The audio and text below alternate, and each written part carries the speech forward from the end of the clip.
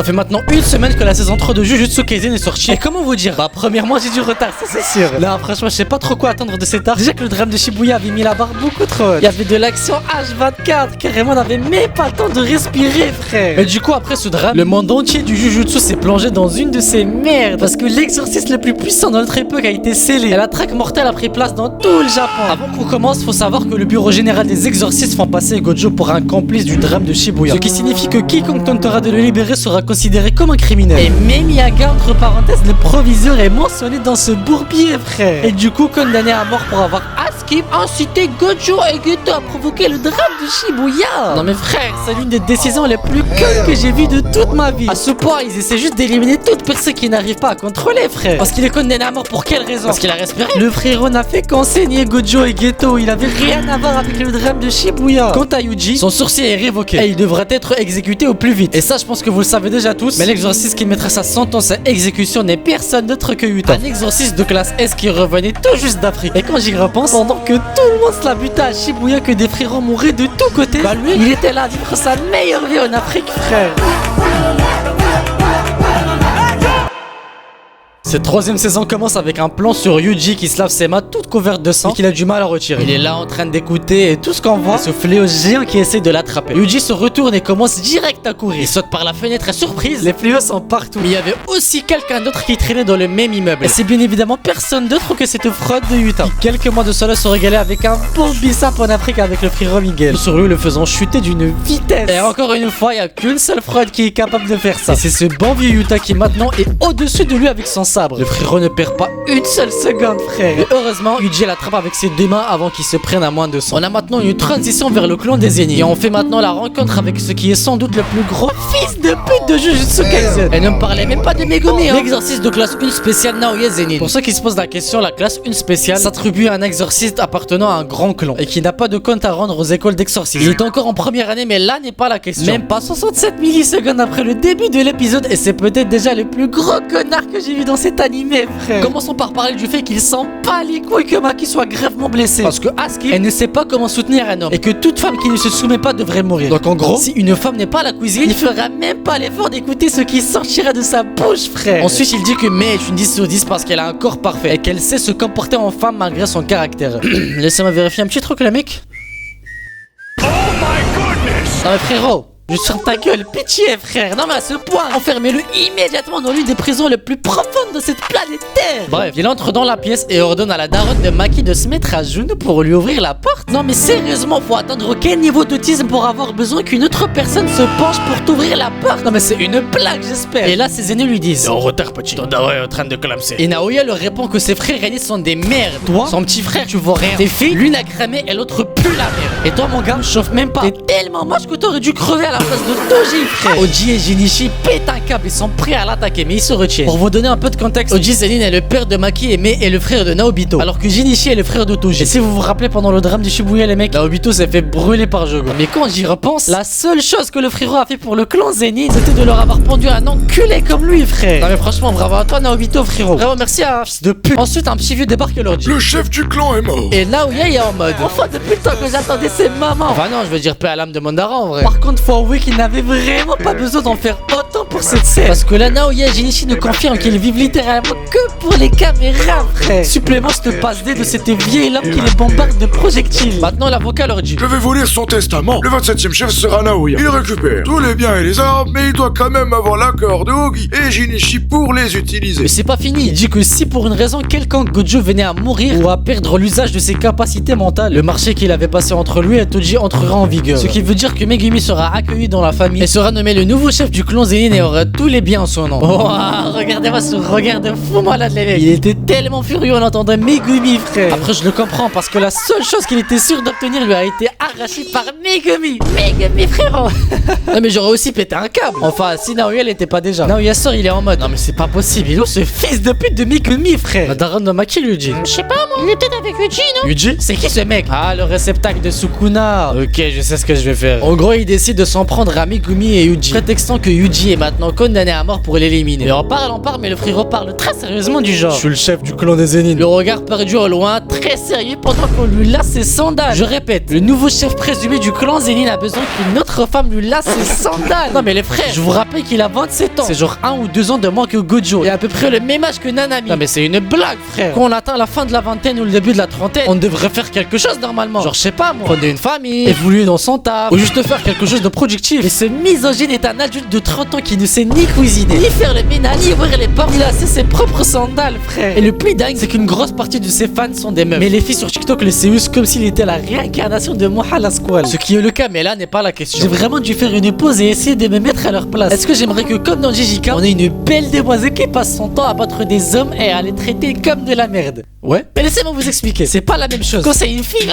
ça va. Mais quand c'est un mec, c'est juste nul frère. Il y aura juste personne qui voudra se regarder ça quoi. Juste après on voit le bon vieux Yuji. Et franchement, je sais que cette scène était censée être triste, mais là c'était vraiment bon. L'utilisation de rouge pour amplifier le trouble intérieur que traverse Yuji est une très bonne idée. Enfin bref, Choso et Yuji peur de leur situation actuelle. Physiquement, Yuji va bien. Mis à part là où il s'est mangé le rayon noir de Mahito. Mais enfin, Yuji n'aime toujours pas le surnom de petit frère, mais je suis sûr qu'il s'y habituera avec le temps. Choso dit que ce petit est devenu super fort, c'est vraiment le roi des fléaux, alors qu'il n'est même pas encore à pleine puissance. Mais les choses vont partir en couille avec l'arrivée de Naoya. Le frérot s'est ramené à la vitesse de la lumière. Il est où Megumi? Je suis vraiment le premier arrivé là? C'est qui ce mec? Il parle de mon frérot Megumi là. Qu'est-ce qu'il a le droit d'être dehors? Ah tu sais pas? Frérot t'es condamné à mort. Écoute, puisque Gojo n'est plus là, t'as plus personne pour te défendre. C'est fini pour toi frérot. Mais t'as vu, moi je suis là pour m'occuper de Megumi. Donc même si je m'en bats les couilles de toi frérot, je vais au moins me contenter de te péter les gens pour que tu t'en mêles pas. Tu veux quoi Megumi? Qu'il soit mort. Non mais frère, regardez-moi ce connard. Il prend cette pose à croire que c'est l'antagoniste de cette saison. Toujours là à baisser la valeur des femmes, alors que c'est le genre de mec à se balader en jupe et en sandales Birkenstocks. Mais je vais pas mentir sur le fait que ce premier mouvement était fluide. Téléportation sur Yuji pour lui mettre un coup de Tahan Farhan qu'il fait tourner sur lui-même comme s'il était dans une machine à laver. Esquive tout en restant présentable pour ses edits, ce qui fait chuter Yuji sur son petit cul vu qu'il a frappé le vide. Et Choso se jette sur lui, ne laissant pas son petit frère tout seul. Mais Naoya esquive encore. Ça nous donne cet air complètement con de Choso.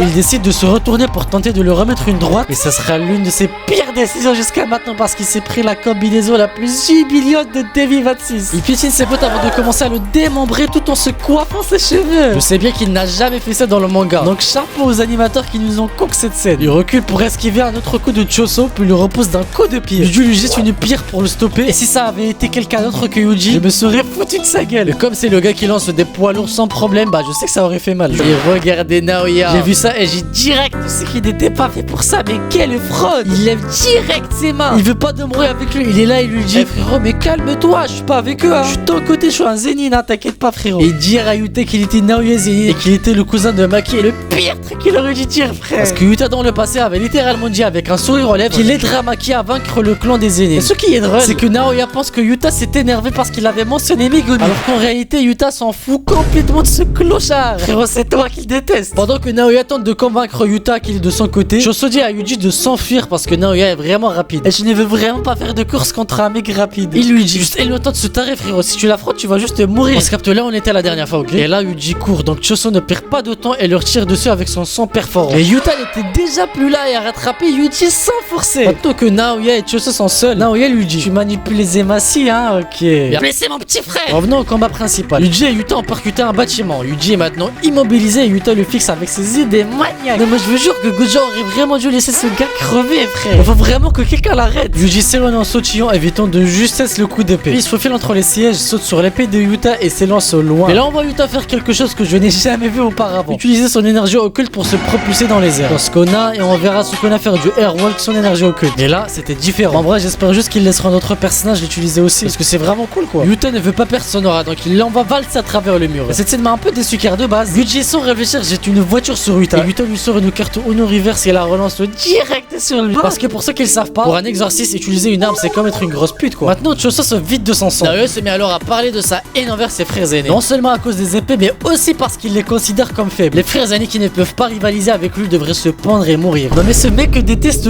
tout et tout le monde. Il déteste sa mère, ses cousins, ses frères, ses oncles. Il déteste tout. Il s'est même fichu de la mort de son père. Non mais les frères, il n'y a pas un seul rayon de soleil dans la vie de ce mec. Et Choso disait à son tour qu'en gros, peu importe c'est un grand frère suit le bon ou le mauvais chemin, son petit frère peut soit suivre ses traces, dois éviter ces erreurs. Et si ta force venait de la faiblesse de tes frères aînés, Choso n'a jamais eu de modèle. Il a répété les mêmes erreurs encore et encore. Mais en tant qu'aîné des 10 frères, il doit continuer à aller de l'avant. C'est pour ça qu'il est fort. Malheureusement, Naoya possède les capacités mentales du fan le plus normal de Jujutsu Kaisen. Donc c'est rentré par une oreille et sorti par l'autre. Et par ces mots, Choso lui révèle sa véritable puissance. Après de lourdes pertes de sang, finalement le sang cesse de couler et Naoya se retrouve avec les jambes lourdes. Et Choso lui sort exactement la même réplique. Tu vois Topo? Et Shekebat. Naoya à ce moment croyait toujours être le personnage principal et lui dit un truc du genre.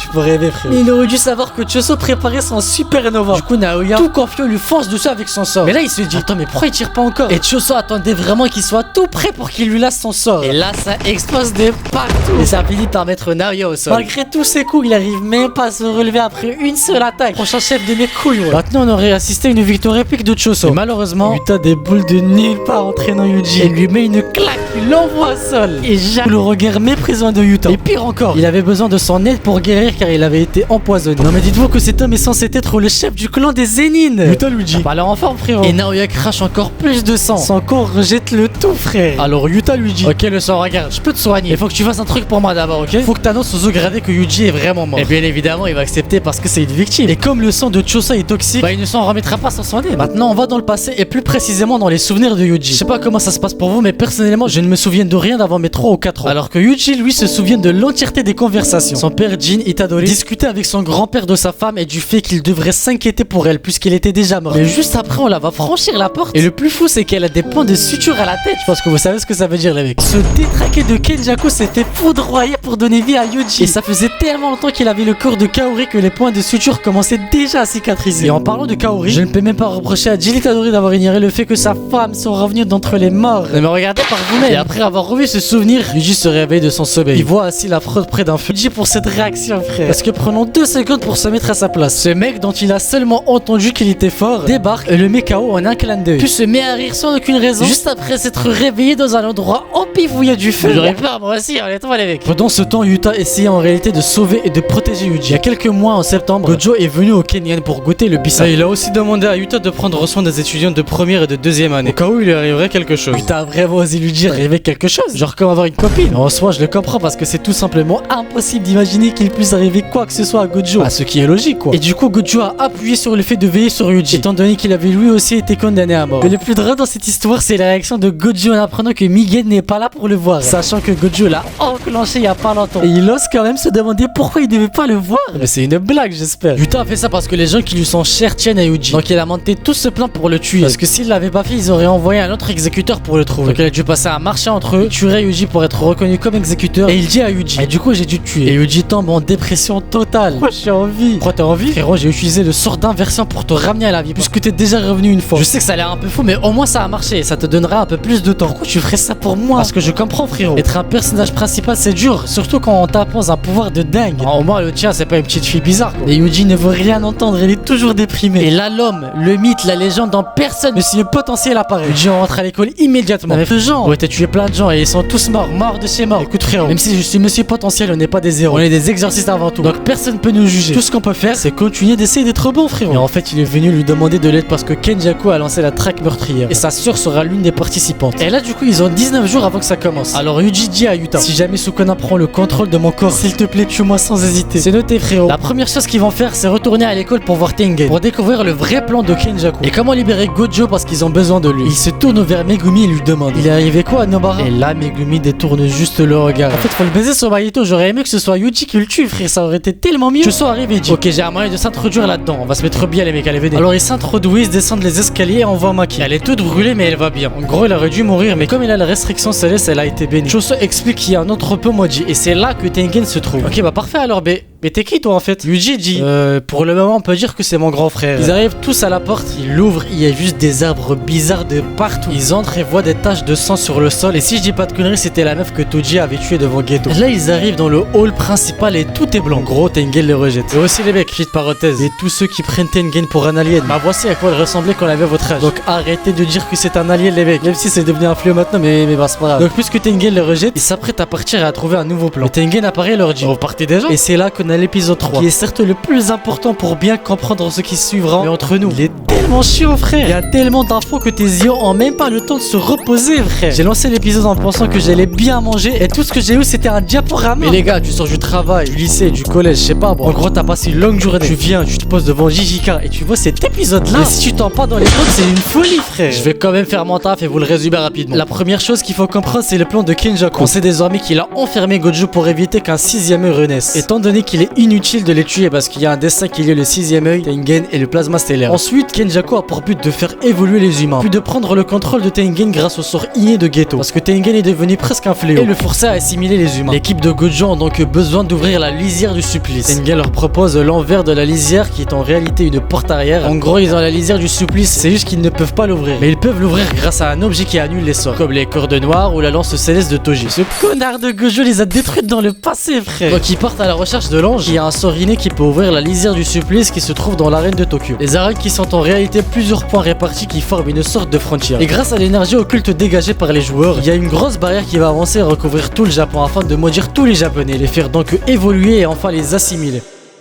Bref, on a passé le pire les mecs, la suite arrive, ça va être le bordel, il y aura full action. J'espère que vous êtes prêts parce que les gars, ce qui arrive là, personne n'est prêt. Si cette vidéo atteint les 5000 likes avant la sortie de l'épisode 4, je m'en fous de comment je le ferai, mais je vous couperai une vidéo par épisode jusqu'à la fin de la première partie de cette 3ème saison.